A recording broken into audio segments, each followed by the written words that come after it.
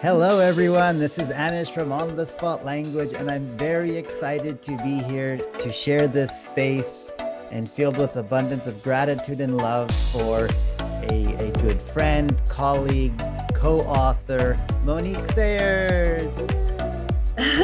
Hi, everybody. How you going? We're going to be talking about something that has been in the process of birthing and coming to life since our initial encounter in February. Mm-hmm. And I'm excited to share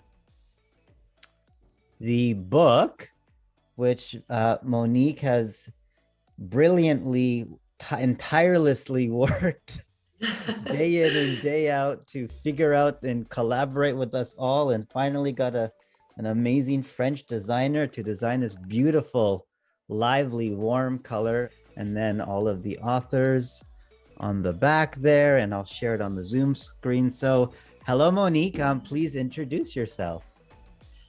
Thank you so much, Anesh. So everybody, my name's Monique Sayers, and I am a teacher, a mother, and a visionary now of the new paradigm of education, along with all of my other beautiful authors. We collaborated on this piece together. I'm living in Uruguay and I'm from Australia. So I've been a professional teacher since 2010. And it really just depends on what you define teaching as, right? As to when you became a teacher, because I feel like every person is a teacher, no matter if you are officially an educator or not, that each person has a message to share and an energetic presence to share with the world, which actually becomes a teacher in itself.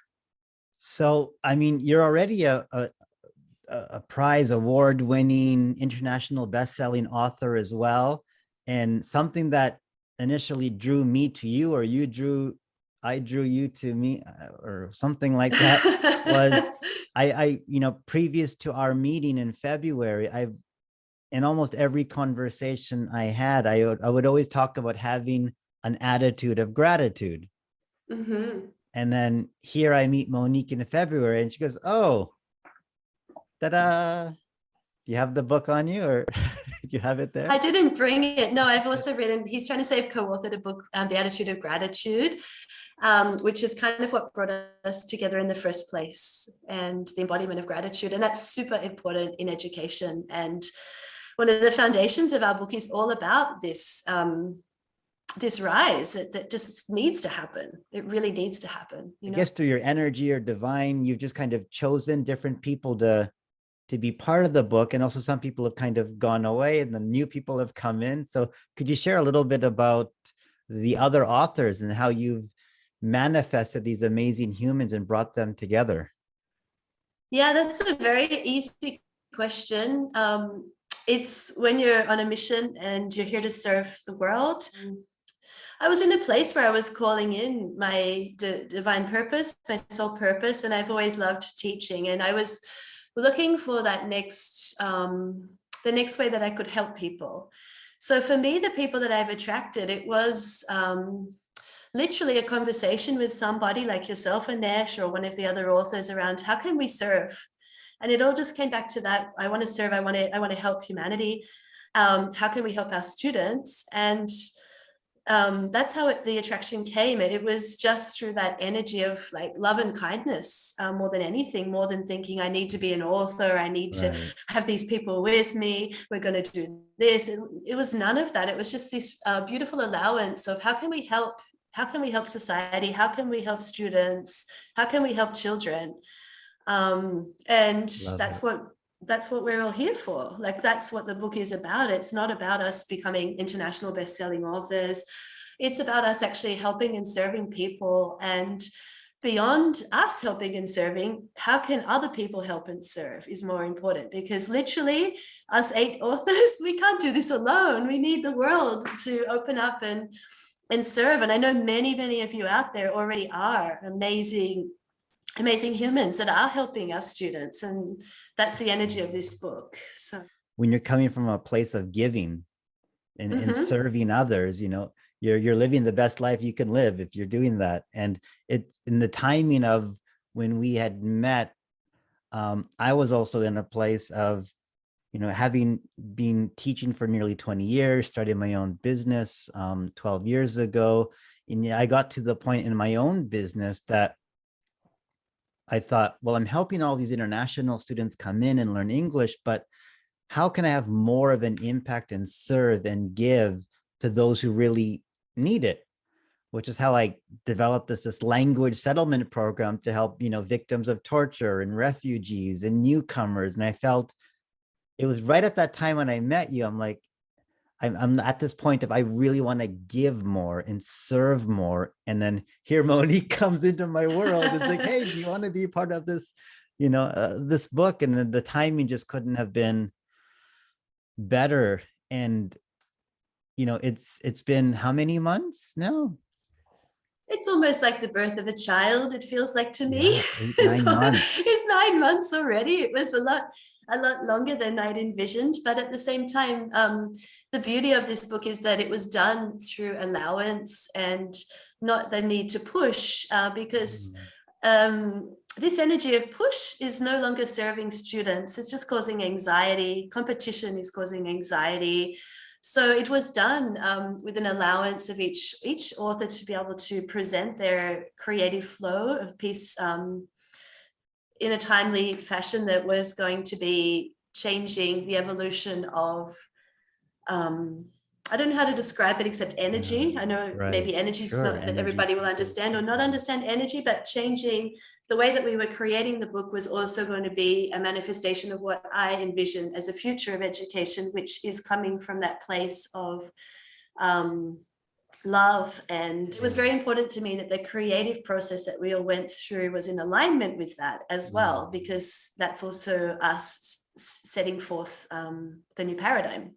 I actually really appreciated the birth of this, because I feel this chapter has been an evolution of my own education and learning and going through this process, and the conversations I've had around this chapter and this topic with other educators, and me trying to really find my own place in all of this and my own messaging and what I'm giving and what I'm doing. And even the different iterations of the chapter I've gone through, and it's been such an evolution, such an amazing experience actually for myself.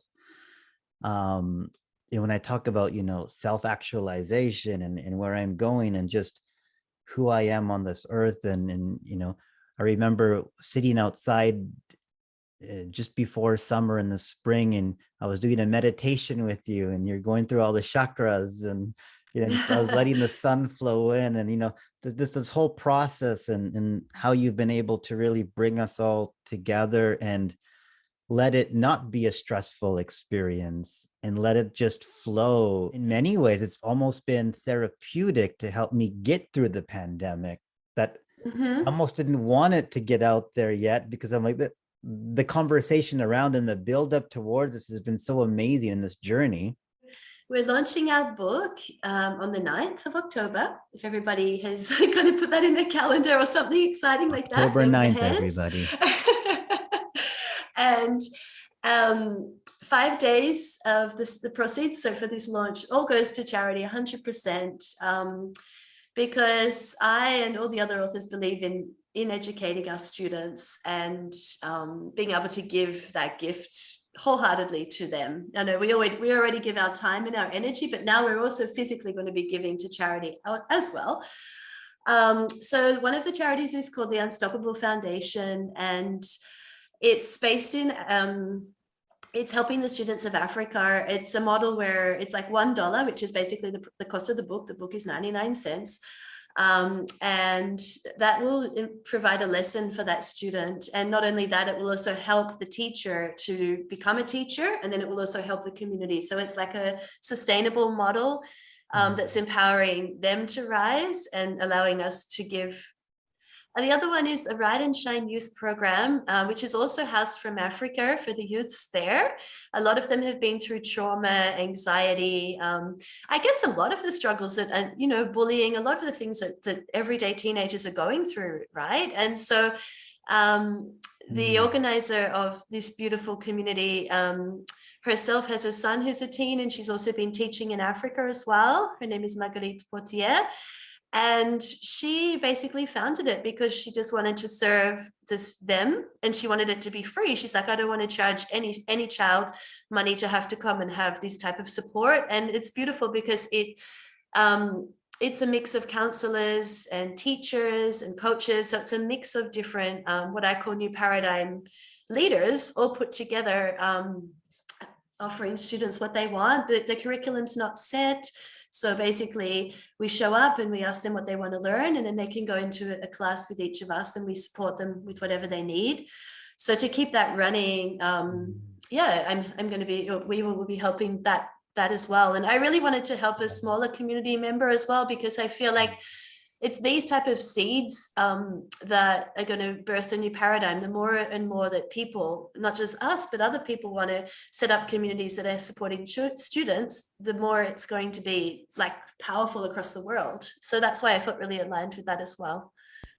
What's one final message that you want everyone to walk away with from this book? I feel like my biggest message at the moment is that education is a process that's coming from within. And that if more and more people can start to learn the inner world, the outer world is just going to shine. Education is going to shine. If educators can learn how to support students and support themselves to feel like peaceful and happy and feel that inside, that's just going to flow onto their learning. It's going to flow onto their life purpose. That's my message at the moment. I've got so many, but it's like, I hear you. It all comes back to that inner peace, which I know as a child or myself as a teen, I struggled with that as well. So I think that's also part of it, is knowing that feeling of being that student that's, uncertain about things and turning, where do I go? What do I do? Turning to the teacher. Is that teacher then able to support that child and help them in that rise up into being their best, So I feel, the more that we can all rise up into our being the best who we are, the better we can serve all students. Remember, I've worked in kindergartens and helped, high school students, and it really is about supporting the next generations. I feel like with the generations, a good example of that is, standardized testing. Who would have thought that went for nearly, since the 1900s, however many hundred years that has gone, one change has been going for generations. So that's an example that one change we make today can actually impact generations, not just this one, but the further generations. And I feel like the more and more that each of us are rising up into being better humans, better educators, the more energy and the more effort education will be shifting, if everybody is doing it together. So we're always stronger as a tribe and community of coming together and supporting one another. And I love reaching out, connecting with new and passionate educators who really want to make systematic change. And we talk about, assessments and testing and score and all this. I go, what skills have you learned? What skills are you learning, and how are you a better human? And because of this, so I'm excited to see where things are going with education. I'm glad to be part of the conversation with you, manifest this new paradigm of education. So thank you so much, Monique. Thank you. Actually have a place in the book for educators or parents or anybody who wants to call themselves an educator. There's 14 questions that I actually asked each of the authors, and it's an open forum for the world. It's a global conversation. So if you really have a voice and you want to share something with us, there's going to be a website link you can go to as well. And we'd love to hear from you about that. Honestly, really, that's what I've set it up to be for everybody. So open call to all educators. When you read the book, there's going to be some things and tasks and things that you could do to share your passion, your vision, and your learnings to help us all spread this amazing message. And I guess we can end it by saying namaste. Namaste. Okay, thanks. Bye. Bye.